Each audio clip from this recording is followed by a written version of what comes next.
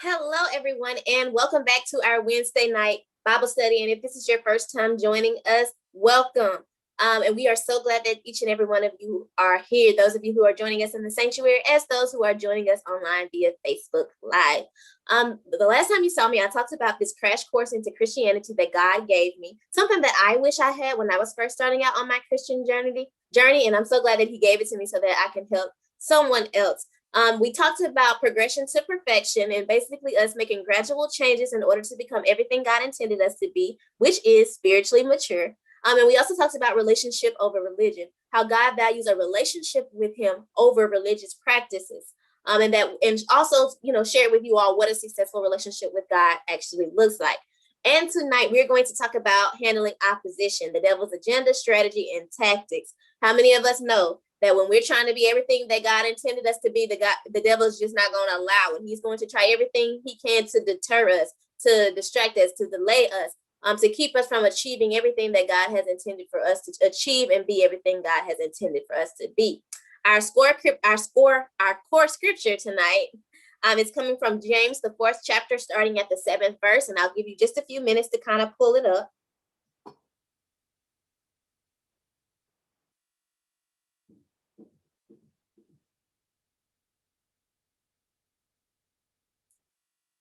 Amen. And it says, submit yourselves therefore to God, resist the devil, and he will flee from you. Basically, it's telling you that the devil will come. He's going to come. But it is okay because God has given us the power that if we submit to him, he's going to take care of it, and that the devil will be able to resist the devil, and the devil will flee from us and not us having to flee from the devil. So let's get into our lesson for tonight. Introduction. As I previously stated, the devil is not just going to let you be everything God intended you to be. That's not how this works. He is going to try everything in his power to stop you, to deter you. Well, he can't stop you. He's going to try to deter you, delay you, distract you. He's going to try to do everything that he in his power to keep you from being with God in the end. And so we're going to get into all of that in just a few minutes. The devil has an agenda. He has a strategy and he has tactics in order to achieve his ultimate goal, which is to turn you away from God, his will, and ultimately to spend eternity with him in hell. But be encouraged that even though the devil will come and he will try and he will have all these ploys and plots and all of that, but it is okay because God has already given us the victory. He said that we are more than conquerors and that greater is he that is in me than he that is in the world.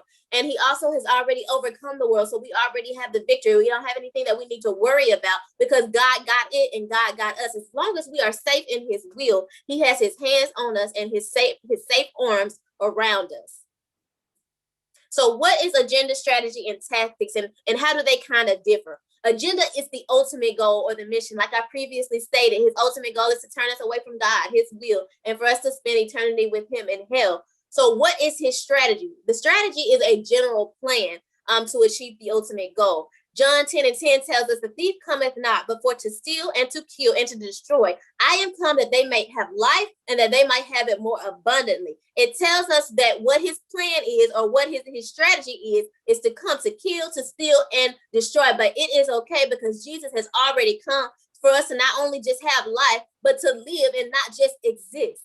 So what are tactics? Tactics are the actions the enemy takes in order to put his plan or his strategy in motion in order to achieve his ultimate goal. So what are some tactics of the enemy, and how can we fight against these attacks or counter these tactics in order to be successful in our Christian journey?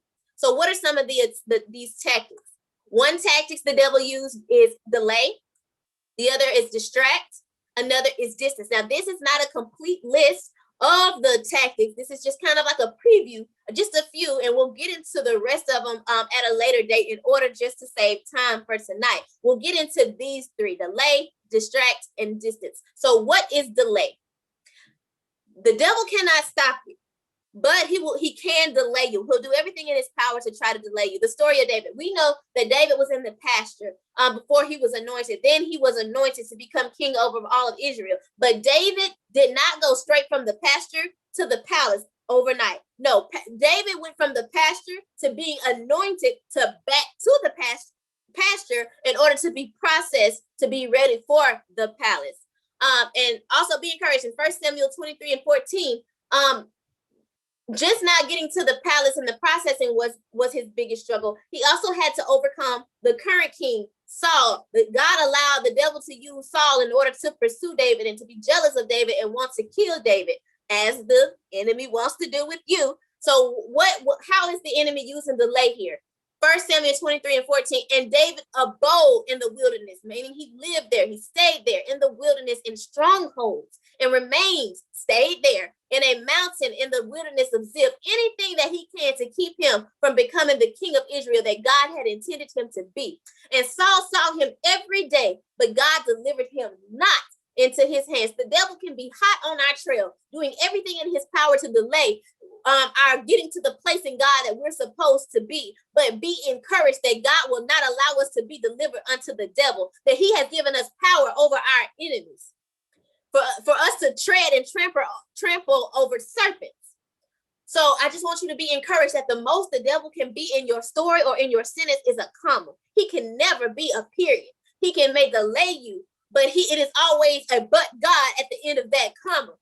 So you just have to be encouraged that he does not have the final say. God has the final say. Yes, the devil may have tried it, but God. Yes, the devil may have come up against my finances, but God has given me the power to get wealth. But God has blessed me according to his riches and his glory. There's always a but God after that comma. So the devil does not have the final say. Our God does. So what does the devil do to use the tactic of distraction? How does he distract us? And I'm not saying these list of things are, bad. What I'm saying is the devil can use these things in order to just kind of distract us from getting to the place or the purpose, that we are supposed to be getting to in God. He uses social media, television, and even work, the things that we have to do in our natural for our jobs and such. He uses that to also distract us. But that's okay. God is still with us. So I'm going to give you some pointers in just a few minutes how we can combat that distraction. So how many of us know that when we're trying to do something for God, or when we're trying to have some alone time or spend time with God, the devil seems like he tries to do everything in his power to distract us. And it is a tactic he uses to keep us from becoming the very thing that God intended us to be, to distract us from doing the very thing that God has told us to do. So what is the next tactic? Distance. So how does the devil use distance in order to deter us from God? So the devil will try to come in and try to cause a rift in the relationship between you and God. And how we can see this demonstrated is through the story of Adam and Eve, how the devil tricked Eve into eating the apple. And so she did, and then it caused God to be angry with them and to punish them. So the devil tries to find ways to come into your relationship, any little hole that he can, to come in and kind of just discourage you and to turn you away from the things that God has called you to. He also uses disappointment, some things that God has allowed to happen in your life that you may not understand, and it may still hurt your heart. And I'm asking God right now to heal your heart from those disappointments. But he'll use that disappointment and be like, well, if God really loved you, or if God was really for you, he would have not caused this to happen, or he would have stopped this from happening. But how many of us know who our God is? And I will get into how we can fight this distance thing and how we can counter this distance attack. But how many know that we serve a God that despite how we feel, that he is still God? That even through the disappointments, that he is not causing it for our harm, but he is intending it for our good. He said, for all things work together to the good of them that love the Lord, those who are called according to his purpose. And he also used those distractions that we were talking about earlier in order to deter us, or to distance us, or to cause distance in our relationship with God. So that alone time that we set aside is supposed to be the first 10 minutes, but hopefully we have gradually upped that and we're about 20 minutes to 30 minutes now a morning, dedicating that time to God. And so he'll use the social media and the television to kind of distract us so that we don't become as close to God as we should. But be encouraged that even though he tries all of these things, God has given us the power and the authority over him. And he's given us some ways to have our own tactics and our counterattacks to be able to fight against the devil so that he can flee from us. So how do we counter these tactics? So how do we counter or combat delay? You need to remember who your God is. Yes, things may be going on and things may be taking a while. It says, though it tarries, but God is still faithful. So you need to remember who your God is when the devil tries to come in and use the tactic of delay to deter you from your God. So you have to just remember, you know, who God is and think back over your life at some of the things that he has done, some of the things that he has promised you and manifested. I know for me, there is something God promised me years ago that I am still yet waiting on, but I don't know how they say it. I can feel it in my spirit that it's manifestation time. But some things that he has already done that he has promised me. God said that he would heal my body and that I wouldn't have to be on medication. And he has done just that. I was going to save this testimony, but I'm going to go ahead and share it with you. The Lord used Prophet Bell to deliver a message unto me saying that God was going to heal me of my migraines and I wasn't going to have to be on medications. And he has done just that. I have not had a migraine in probably a year or maybe even over that.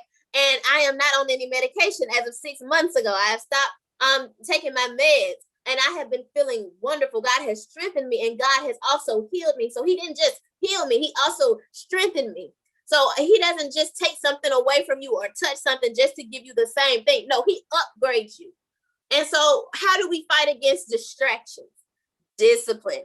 So even when the devil comes in and tries to distract us with like the television and with social media networks, we have to be disciplined. We have to be determined in our mind that this is my set time to spend with the Lord. This is my assignment from the Lord, and this is what I am going to do. And there is nothing that the enemy can do because I have discipline. I know that I'm supposed to be setting aside 10 to 30 minutes in the morning, and that's what I'm going to do. That is a hard boundary for me that no one and neither I can violate. And I know what my assignment from the Lord is, and I am going to do that assignment however it is he tells us to, however he tells me to do it. And I'm not going to be distracted by the enemy. I'm going to get my assignment done in the appointed time. So how do we fight against distance? Sacrifice. So we do something called fasting when we want to get closer to God and we want to grow closer to God, and that is basically sacrificing our want for food in order to crucify our flesh, in order to be more in tune with our spirit, so that we can grow closer to God and just hear from God. And so the same can be applied in your everyday life. What is it that you can sacrifice? What is it that you can get rid of in an attempt to combat the distance that the devil is trying to put between you and the Lord? If that's getting rid of the television for a few more minutes to an hour a day, or getting rid of the social media for a few more minutes or an hour a day, and dedicate that time to just trying to fight that distance and grow closer to God, what are you willing to sacrifice? It takes sacrificing your own feelings. Like even through disappointment, God, I'm still coming to you because I know that you are God. And despite how I feel, God, I still have my faith in you. So I am sacrificing my flesh and what I am feeling in my body in order to serve you, in order to be obedient to you.